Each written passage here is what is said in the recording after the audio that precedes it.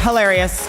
Okay, so I told Steven I wanted him to really get in his Zen zone so he can work my intro. He did a great job, right? Thank you. But you didn't tell me you were gonna bring a 95-person posse. I brought 2 friends, so I gotta step up my game. Thank you so much.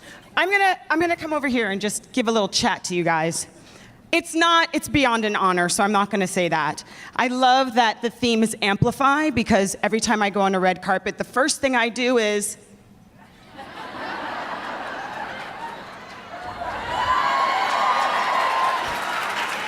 gotta amplify the fro.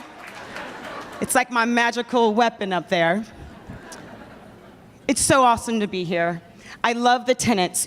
Amplify your voice, your vision, your impact. And that leads me to where I first amplified my voice. I've always been a womanist, so this is like my tribe in here. I really knew that I was writing for my girls probably around age 7. And I was playing basketball outside with my dad and my brother and some godfathers and cousins, all male. But I was, going through the legs, jump shots, 7. And my dad pulls me aside and he goes, come here. You really should go inside where the women are in the kitchen.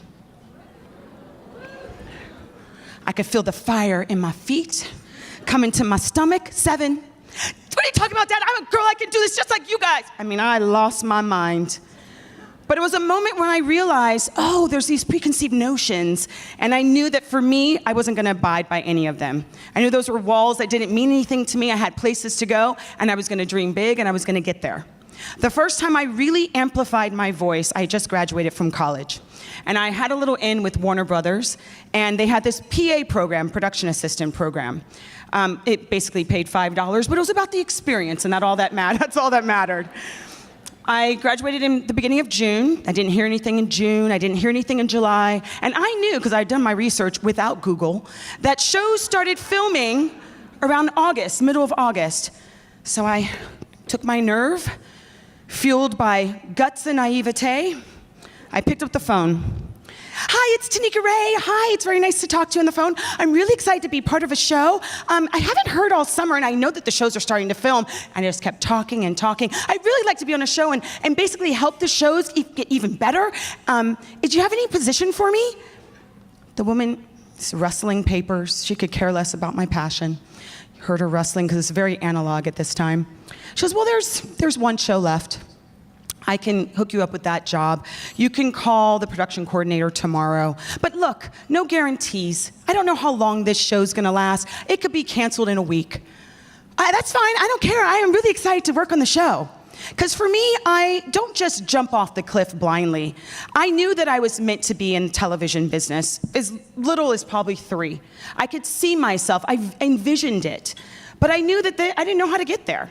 We don't really know how to get to where we want to go. We have to use a lot of faith and kind of get secrets along the way. So I said, fine, I'll call the production coordinator tomorrow. What's the name of the show? She rustles the papers again. She goes, some show called Friends. Okay, whatever, I don't care what it's called, that's cool. The next day I called the production coordinator. Hi, it's Tanika Ray. Give her the same speech. I'm really excited to work on your show, but I gotta tell you, I'm not interested in being the office PA because I'm in my childbearing years. I apparently heard that joke somewhere and thought it was hilarious. I really want to be a stage PA because I really want to be able to coordinate with all the departments, hair, makeup, wardrobe, and the lighting grips, and everybody, the prop master. She laughed at me on the phone and she goes, all right, you can do the stage PA job. It starts tomorrow. Okay. I show up all giddy and psyched. In come these actors. I have no idea who they are. But I remember Courtney Cox. Remember this? From the Bruce Springsteen video? So I was like, oh my God, she's famous. And she was on Family Ties. Am I aging myself a little bit? Whatever, I look fabulous.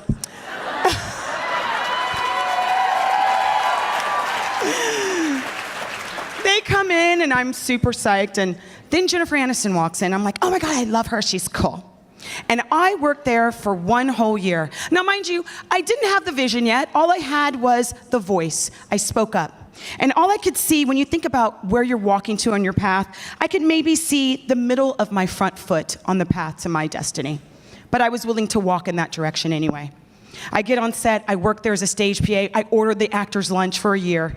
And then by year 2, Actually, year one, I take that back. It happened almost immediately. I became really good friends with the executive producers, and they insisted that I be in the tap dance scene with Monica when there was identity theft.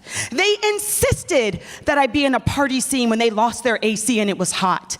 They insisted that by season 2, I be the waitress in the coffee shop. So I don't know if you know a lot about Hollywood. We're kind of a different world. This isn't my natural habitat. But in Hollywood, you gotta have a SAG card.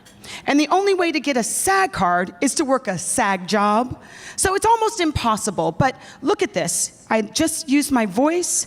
I'm walking along the path. I don't see the full vision yet, but I already had like that, my SAG card, just by using my voice. And it amplified the vision for my future, which I was very proud of. So here I am now with a SAG card, 2 years out of college. I had the experience of friends. And I go off and I have a dance career, I have an acting career, which led me to my hosting career, which is where I felt like the most at home. And I gotta tell you, the impact, it came soon enough, probably 15 years down the road. Because at first you're just excited to have that job and you're excited to be able to show people what you can do. But now I'm in the phase of my life, fueled by my daughter, because one of my favorite memes on Instagram is, you can't just settle for anything your daughter's watching. That hits me in the gut every single time. So right? I have to follow what it is I'm supposed to do in order to make my impact. So lately I've been producing roundtable discussions with women from every single background and nationality and political affiliation, because we as women really do need to come together now, especially today. The irony that we're having this incredible event of women on this day. I don't know if anybody watched television today. Oh, I'd much rather be here in this room of love is all I have to say. So much happier space to be. We have a lot of work to do, and I'm happy to see all these men here too. It's not just about the women. I want to give a shout out to John. I met him in the elevator this morning. He had no idea I was going to be hosting this show. And I said to him, John, you're the man. You're going to be hanging out with all these women? He goes, well, I have 6 daughters. Where are you, John? Are you too shy now, John? Did I just call you out? Well, anyway, we appreciate you guys being here, and yes, it is important for you to have this experience, especially so you can go and tell your 6 daughters, God bless you. I have 1, and I'm like, woo, child. I have 1, and I have a nanny, and I have a tribe, and we are barely holding on, but we made it happen.